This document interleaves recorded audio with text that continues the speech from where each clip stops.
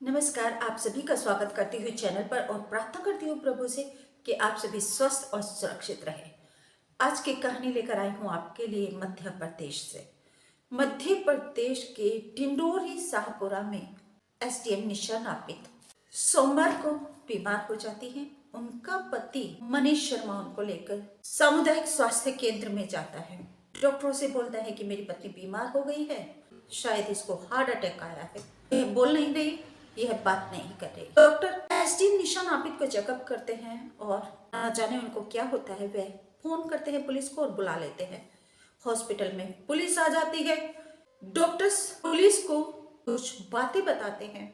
उसके बाद पुलिस पूछताछ करना शुरू कर देती है एसडीएम निशा नापित के पति मनीष शर्मा से। मनीष शर्मा क्या बताते हैं और पूरी कहानी क्या है, उसको जानने से पहले आप सभी से निवेदन करती हूँ, प्लीज चैनल को सब्सक्राइब करके घंटे को दबा दीजिए, ऑल पर सेलेक्ट करके मेरे परिवार का सदस्य बन जाइए। मेरे जीवन का एकमात्र लक्ष्य है कि बच्चा बच्चा सुरक्षित, बच्चा बच्चा शिक्षित। हर बच्चे के लिए और हर उस सारी यातनाओं से पीड़ित माता बहनों की संरक्षण और सहायता के हेतु मैंने ये परिवार का गठन किया है। और अगर कोई भाई कोई बहन ऐसे हैं कि उनको अपने परिवार में वो उन समस्याओं का सामना कर रहे हैं जो उन्हीं के जीवन साथी ने उनको दी है और उनके सामने ये चुनौती है कि वे अपने बच्चों की रक्षा सुरक्षा कैसे करें या अपनी परिस्थितियों का सामना कैसे करें, तो मैं उनके साथ 24/7 आवर्स साथ में हूँ। कहानी में पुलिस आकर एसडीएम निशा नापित के पति मनीष शर्मा से पूछताछ करना शुरू कर देती है कि एसडीएम निशा नापित की मौत कैसे हुई, क्या हुआ था उन्हें। तो मनीष शर्मा घुमावदार बातें करता है जो पुलिस की समझ से परे होती हैं। मनीष शर्मा बताता है कि व्रत रखा था निशा ने और उसको मना किया था मैंने व्रत रखने के लिए, फिर भी उसने रख लिया। उसकी तबीयत खराब थी, इसी हालत में उसने एक अमरूद खा लिया। अमरूद खा के उसको उल्टियां लग गई। उल्टियां लग के पता नहीं उसको क्या हुआ, उसने बोलना बंद कर दिया। मैंने सोचा शायद इसको हार्ट अटैक आया, मैं इसको लेकर हॉस्पिटल में आ गया। डॉक्टर्स ने मुझे अभी कुछ नहीं बताया कि निशा की हालत तबीयत अब कैसी है। पुलिस मनीष के साथ सख्ती से पेश आती है और उससे पूछताछ करती है अपने स्तर से, लेकिन पुलिस को फिर भी वह गुमराह करता रहता है। इस पर पुलिस मनीष के घर पर जाती है, छानबीन करती है और वह क्या देख रही थी, क्या जानना चाह रही थी, लेकिन तभी पुलिस की नजर बेड पर जाती है। बेड पर बेडशीट नहीं थी और तकिया नहीं था। इसी बीच टीम की नजर वॉशिंग मशीन पर जाती है। वॉशिंग मशीन खोल के देखते हैं तो उसमें बेडशीट डली हुई थी वॉश होने के लिए और तकिया भी था। पुलिस तकिया और बेडशीट को खोलकर देखते हैं तो उस पर खून के निशान थे तकिए के ऊपर। पुलिस ने मनीष से पूछताछ की। पुलिस ने सख्ती से पूछताछ करना शुरू कर दिया मनीष से। तो मनीष फिर तोते की तरह बोलने लगा और उसने बहुत ही चौंकाने वाला खुलासा किया। धिक्कार है ऐसे पति के ऊपर, ऐसे पत्नी हो या पति कोई भी हो। मनीष ने खुलासा किया है कि वह निशा नापित से अकाउंट में नॉमिनी बनने के लिए बोल रहा था। निशा नापित उसको नॉमिनी नहीं बना रही थी। इस पर निशा का मुंह दबा दिया तकिए से, जिसके खून के निशान तकिए के ऊपर है और तकिया उसने वॉश करने के लिए वॉशिंग मशीन में डाल दिया। पुलिस ने मनीष को गिरफ्तार कर लिया है और अब उससे पूरी पूछताछ की जाएगी, सख्ती से पूरी डिटेल उससे ली जाएगी।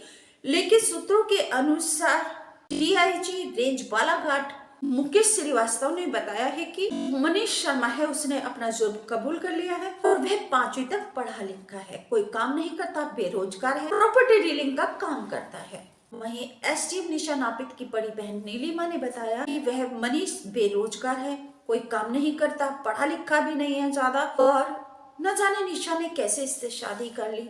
मारपीट करता था जो निशा ने अपनी बहन नीलिमा को बताया था कि यह उसको प्रताड़ित करता था। वह बहुत ज्यादा तनाव में रहती थी। उसको यह नॉमिनी बनना चाहता था उसकी सर्विस बुकलेट में और बैंक अकाउंट में और संपत्ति जायदाद प्रॉपर्टी में भी। एसडीएम निशा नापित ने 2020 में मनीष से शादी की थी। 2023 में जुलाई में वह एसडीएम के पद पर तैनाती उनको मिली डिंडोरी शाहपुरा में विधानसभा चुनाव से पहले। 51 साल की एसडीएम निशा नापित ने 45 साल के मनीष शर्मा से शादी की थी। यह एक कोर्ट मैरिज थी। निशा ने अपनी बड़ी बहन नीलिमा से बात की थी शादी के बारे में, क्योंकि निशा के माता पिता का देहांत पहले ही हो चुका था और बड़ी बहन थी नीलिमा, जिससे उसने सारी बातें बताई। नीलिमा ने कहा था कि वह मनीष से मिलना चाहती है, लेकिन मनीष ने निशा की बड़ी बहन नीलिमा से भी मिलने से मना कर दिया। इसके बाद निशा ने मनीष से कोर्ट मैरिज कर ली और तभी से वह उसको प्रताड़ित कर रहा था, प्रताड़ना दे रहा था, उसका जीवन दुभर कर दिया था जीना। इससे निशा बहुत ज्यादा व्यथित रहती थी, दुखी रहती थी और उसने मनीष को नॉमिनी ना बनाकर अपनी बड़ी बहन नीलिमा को नॉमिनी और उसके बेटे को नॉमिनी बनाया, जिसके चलते मनीष 29 जनवरी सोमवार को एसडीएम पत्नी के आवास पर आया, सरकारी आवास पर, और वहां फिर से नॉमिनी बनाने के लिए उसने झगड़ा किया। निशा ने उसको नॉमिनी नहीं बनाया। इस पर उसने गुस्से में आकर उसका गला दबाकर उसकी हत्या कर दी। एक कातिल पति खुद कुछ नहीं कर सकता, बेरोजगार है, जो खुद के अंदर कोई योग्यता नहीं, क्षमता नहीं, 5वीं फेल पति कातिल बन जाता है और अपनी एसडीएम पत्नी की कत्ल कर देता है। तो ऐसे कातिल पतियों से बचने की आवश्यकता है और ऐसे लोगों को अपनी जिंदगी का हिस्सा बनाना ही क्यों। निशा नापित की बड़ी बहन नीलिमा ने बताया कि एक सोशल साइट के जरिए मनीष शर्मा से निशा नापित की मुलाकात हुई थी। बात चलते चलते फिर दोनों ने शादी करने का फैसला कर लिया। आज तक की संवाददाता से मनीष शर्मा के बड़े भाई निवेश शर्मा ने बातचीत में बताया कि मनीष 5वीं तक पढ़ा लिखा है, वे पढ़ता लिखता कुछ नहीं, हेरा फेरी में ज्यादा रहता है, उसका दिमाग जालसाजी में ज्यादा रहता है। घर से वह कई सालों से निकला हुआ है, हमें तो ये भी नहीं पता था कि वह जिंदा है या मर गया, हम तो उसे मरा समझ रहे थे। यानी कि बड़ा भाई ऐसे बोल रहा है मनीष शर्मा के लिए। माता पिता का निधन हुआ, वह नहीं आया। बड़ा भाई 2010 में उसको 40 पड़ा, 2014 में उसकी डेथ हो जाती है। मनीष शर्मा तब भी घर पर नहीं आया, तो इसलिए वह छल कपट में रहता है, चालाकियों में रहता है और घर से उसका कोई भी मतलब नहीं। तो यहाँ पे सवाल यही उठता है कि एक छोटी सी गलती, निशा नापित ने मैट्रिमोनियल साइट से मनीष शर्मा से शादी की, घर खानदान नहीं देखा, मनीष का काम क्या है, उसका व्यवहार क्या है, उसकी नेचर क्या है और उसकी एजुकेशन क्या है, किसी भी चीज को उसने नहीं ध्यान में दिया। क्योंकि उस टाइम तो ये बड़ा अच्छा बन रहा होगा कि सबसे ज्यादा शरीफ बस यही है, लेकिन ऐसे ही लोग सबसे ज्यादा खतरनाक और घातक होते हैं। खतरनाक नहीं, घातक होते हैं ऐसे लोग। देखो ना, इससे एसडीएम पत्नी की हत्या कर दी, एसडीएम पत्नी का कत्ल कर दिया। ऐसे पति कातिल बन गया अपनी एसडीएम पत्नी का। पत्नी का पैसा हड़पने के लिए एक निकम्मा नाकारा पति कातिल बन गया और अपनी एसडीएम पत्नी का कत्ल कर दिया।